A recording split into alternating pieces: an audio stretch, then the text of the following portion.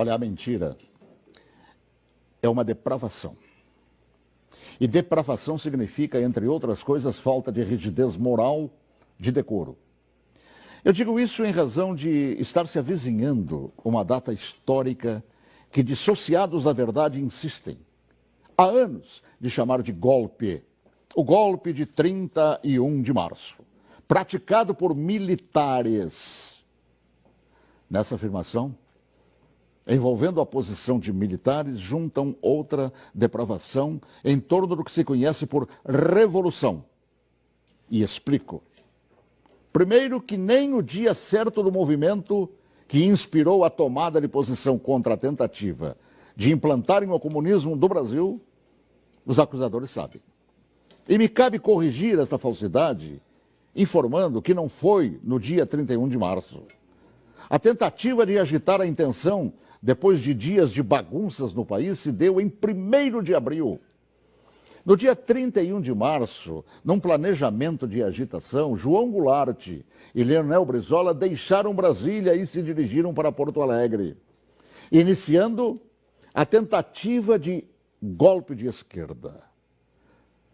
No dia seguinte, 1º de abril, agitação que deram o nome de Campanha da Legalidade, segundo o movimento de resistência que os incipientes de hoje não sabem, ou se sabem, mentem. E teve como líderes não os militares. Não os militares, que ao longo dos anos são atingidos por espetadas de baixaria.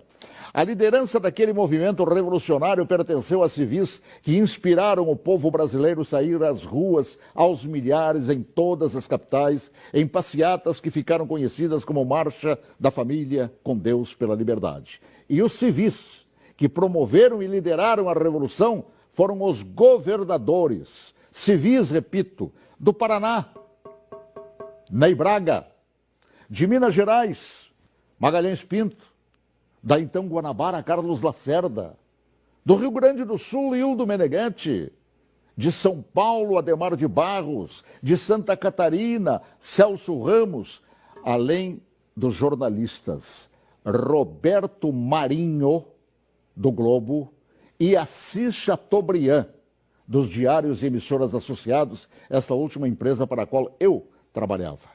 Os militares, diante da pressão desses líderes governamentais e pressão do povo nas ruas, é que, depois de Goulart e Brizola abandonarem tudo e fugirem para o Uruguai, é que, após um breve período de governo de Ranieri Mazzilli, o vice que foi empossado pelo Congresso, é que assumiram o comando da nação por ter o mesmo Congresso decretado vago o cargo de presidente. Ninguém tirou João Goulart de lá. Ele é que fugiu. Eu ouvi fugir. Assim, é um depravado. Todo aquele que mente sobre o que chama de golpe. E que foram os militares que assim determinaram, pois golpe é o que queriam os sociopatas implantar. E rótulo de depravados, tanto aqueles como os que hoje repetem a mentira por uma razão, uma simples razão. Era eu, o locutor, que foi obrigado a entrar na marra no estúdio da Rádio Farroupilha naquele 1º de abril. Conduzido por Goulart e por Brizola. Eu fui sequestrado e testemunha ocular da história, talvez, quem sabe, a última no Brasil, e ali ficado na cadeia de rádio chamada Cadeia da Legalidade. Eu fui nomeado oficialmente por Goulart e Brizola, lendo ofícios redigidos e patrulhados por um bando de agitadores. Eu acompanhei toda a história, também depois, através do tempo. E todos os seus capítulos não cabem aqui. Mas digo mais, todos os jornais brasileiros apoiaram os governadores civis, líderes daquele movimento, assim como apoiaram os militares depois que assumiram para botar ordem no país. Todos os grandes jornais brasileiros, com exceção do chamado Última Hora.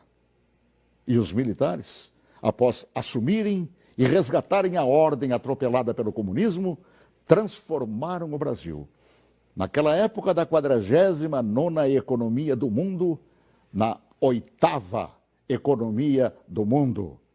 Assim, pela verdade dos fatos, que se honre neste fim de semana os 55 anos do movimento que evitou nos transformarem numa Venezuela de hoje, na qual o povo não conta nem com papel higiênico.